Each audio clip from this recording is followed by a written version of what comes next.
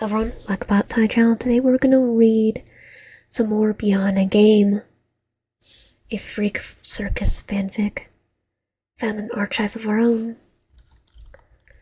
The fire in the gasp of your hand stood still. The weak edges flow easily with the wind of your familiar surroundings. You feel your mind go hazy, almost short-circuiting. Your first thoughts were, of course, how did I end up here? To you, it didn't make any sense. You woke up in your own room, your own apartment, the same crooked building. Nothing inside had changed, but the outside, it told a different story. There was no logical answer to your current predicament. First off, how did the entire apartment building transport itself to a different spot entirely? And second of all, were your players answered? Were you actually inside the game you had been fixated about for months? The thought made you glee and excitement that you had long since felt. You wonder about all the possibilities since you were here now. If it was truly the game universe, were you the game's protagonist, or were you just some random bystander? And your mind wandered towards the game characters, the freak circus cast. Were they all truly here in your gasp? Were you able to see them in person? But since you knew their secret, wouldn't they find out?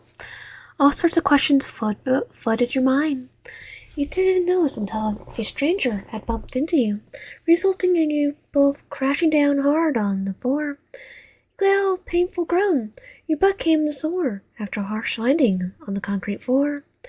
You slowly opened your eyes, your gaze landing on a young gentleman who looked guilty of not being more careful. I'm sorry, you quickly apologized, getting up from a dirty floor and helping you after. You didn't comment much, accepting his kind help. You got up and immediately started brushing the dirt that had crept their way up your pants. It's no worries, really, you're sure the young man. He smiled sheepishly. The young man didn't look out of ordinary, just your average guy you'd find anywhere in public spaces. He wore a purple t-shirt, a blue t-shirt, and jeans, and was just slightly taller than you. The man noticed that you were eyeing him up and down and tensing up. Hey, I haven't seen you around here. Did you just move in? The man was trying to be polite, trying to hide the nervousness in his tone. You were, after all, eyeing him like a weirdo. Your reservation came to an end after he asked you that question. For a short while, you pondered on the answer. Of course, you weren't stupid enough to answer the truth. Who would believe you came from an entirely different universe? It was unbelievable and defies science. Yeah, I just moved in, you answered briefly. You needed to keep a low profile if you wanted to have working image around town. Rumors seem to spread fast around these parts, which is no good if they start suspecting you be a lunatic. The man nodded, satisfied with your answer. We rarely get new citizens here. It's a rather modest town. The man paused before opening up his mouth again. Why did you move here? Out of all places, the man asked, wondering of your intentions. I just need to escape from the bigger city, you know. He sighed mentally, glad you weren't a terrible liar, and that most people believe things easily. Anyhow, there's a traveling circus that came to town if you're interested. You should definitely check it out. Their performances are freakish, the man suggested, which only confirmed your suspicion. You were really in the freak circus, and you're not high, which we're most concerned about rather than getting yourself transported to the universe you're not fully familiar with. Ironic. You nodded at the man's suggestion. Sure, I'll check out when I can.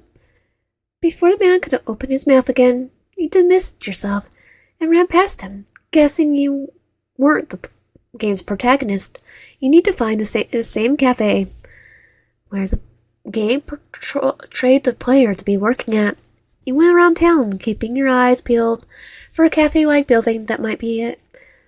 You asked the townsfolk at too, asking for directions or at least a description of what the building looked like.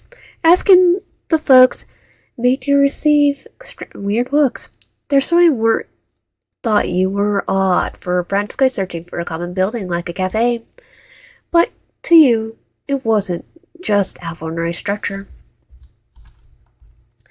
You were led to another unfamiliar street, sighing in frustration. It was either you're terrible at receiving directions or following it, or this town was playing mind tricks. Either way, your goal hasn't changed as much as you are feeling irritated by being unable to find your destination. It felt like you were running in circles for a good hour. You leaned against a concrete wall.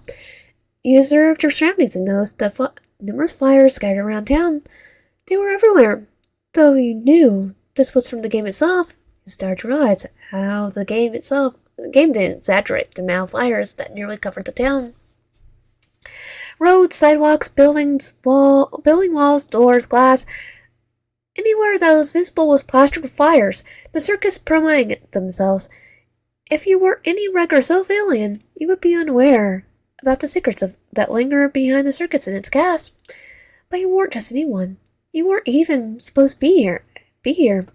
Though what caught your attention was that this street was more polluted with flyers than the other sections. You felt like you were close to your destination, but you couldn't say for sure. But that was when something caught your eye in the corner of your vision.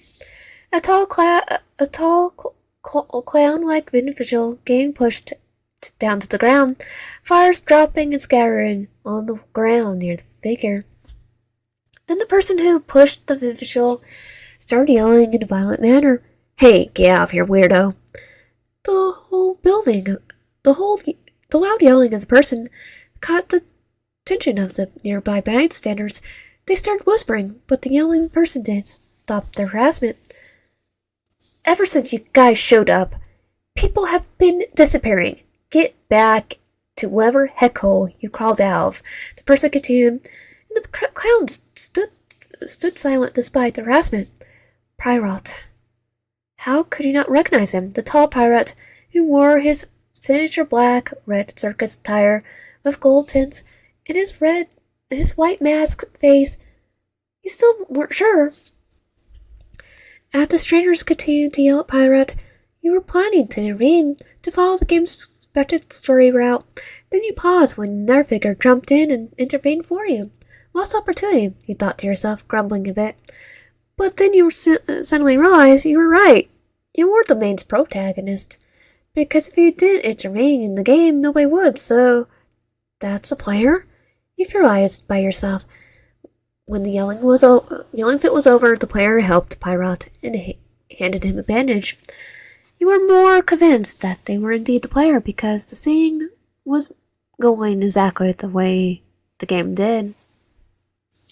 You couldn't help but feel disappointed. You sure thought you were going to be the one being one of those fanfics where there would be no other love interest besides you trying to achieve the fetching with the characters. But I guess you've just been unlucky in life, am I right? The figure in the corner of your eye started moving away from Pirate, and you could see the love-struck gaze from Pirate. But right now, you weren't focused on him. You need to follow the player. After all, your goal for the past hour was finding the building where the player was working at. You took one last glance at Pirate, who now was holding the pink bandage in his sharp claws. Then you followed the player. Right behind them, it was a far walk. It was about less than 10 minutes to get there to the cafe. You waited till the player walked inside. Then a few seconds you entered yourself. The atmosphere was what you expected of any other cafe. Calming, cozy, comfy. Then you noticed the same figure who had just helped Pirate moments ago. talking to customers and giving them their orders. When the player slowly walks over to the table, they notice you and smile politely. Hello, welcome. How can I help you? They ask, you smile back. I just want to order something. I'm new to town, you respond, and they nod. They went back behind the counter and waited for you to make an order. You walked over to the menu that was displayed before you, but you were more focused on the windows that were just beside you. You wanted to see if you could see a silhouette of a certain pirate. Then you saw a pair of golden eyes. The pair of eyes seemed to notice you looking back at him. He immediately retreated. He didn't react and walked away, locking eyes on to the player. What would you recommend? You asked carelessly. Not that you are trying to lie. You feel like having a coffee or just a cold drink to calm your nerves, or maybe to get you back on track without feeling off. Well, it differs to what you prefer. The player looked at eyes and you nod. Give me some suggestions for cold coffee, you utter. A part of you seems happy getting a coffee. It feels no different to your regular schedule, where you would order a coffee early in the morning. It helped you work and concentrate. Well, we have iced coffee, iced caramel macchiato, frappuccino, mocha iced coffee, matcha iced coffee. Those are my personal favorites, the player suggested, and you nod in acknowledgement. Give me iced coffee, extra sugar, please. You smile, and they started on the cash register and looked back at you. That'll be $6, please. Your hands went to your pockets, praying they had your wallet. When your fingers land on the letter-like fabric, you couldn't help but beam and smile. You pull out your wallet and grab $6 from it. Your order is coming right up, they said, fearlessly. As you waited, you sat down on one of the empty tables. Your thoughts tracked back on the pair of golden eyes that you just saw through the window. No doubt that was pirate. Who else would it be? In the actual game, there were obvious signs of pirate stalking the player while they were working. A minute or two later, the player approached your table and gave you iced coffee with extra sugar. Enjoy the drink, they exclaimed, and you smile as a way to say thank you. You watch as the player continued delivering drinks to customers at their tables, and it didn't seem any different from the actual game. You had a feeling of free will to completely destroy this story itself by intervening in a huge part of this route, but you were unaware of the consequences, which made it risky. Who knows, the player could die, which isn't part of the main war. The door opened. The bell on top of the door immediately rang. Your eyes instantly landed on the mysterious but more bigger. Then your eyes widened. Black silk hair, ceiling suit, and a blue tie.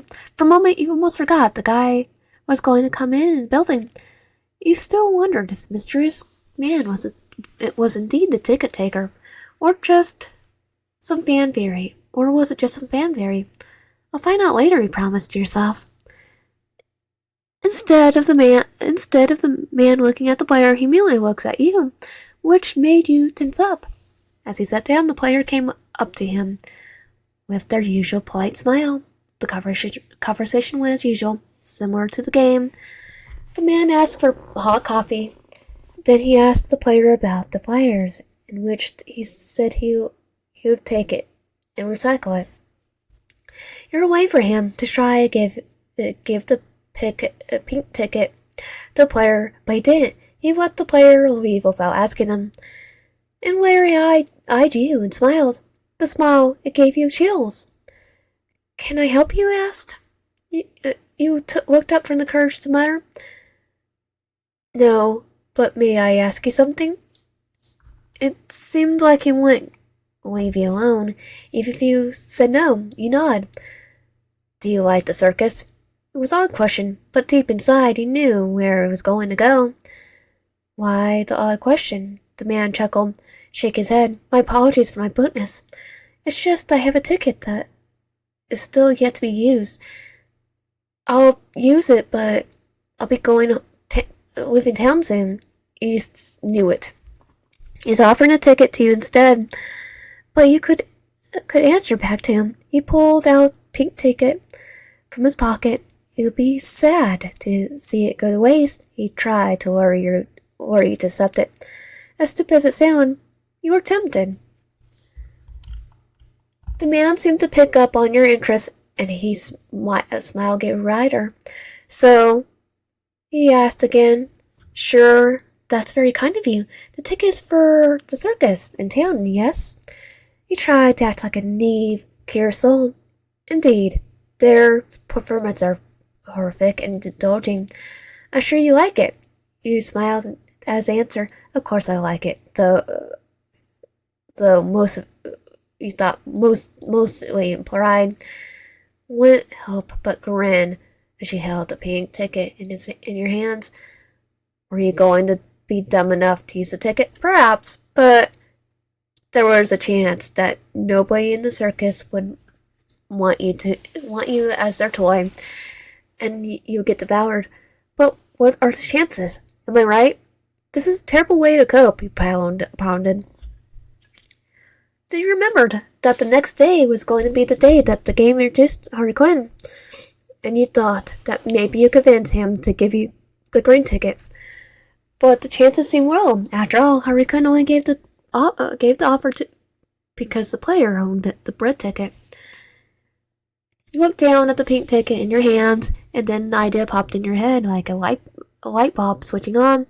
If the fan theories were true, and that Harley Quinn wished for someone to look at him and notice him, not for shenanigans, but for him, then perhaps you can take that to your advantage.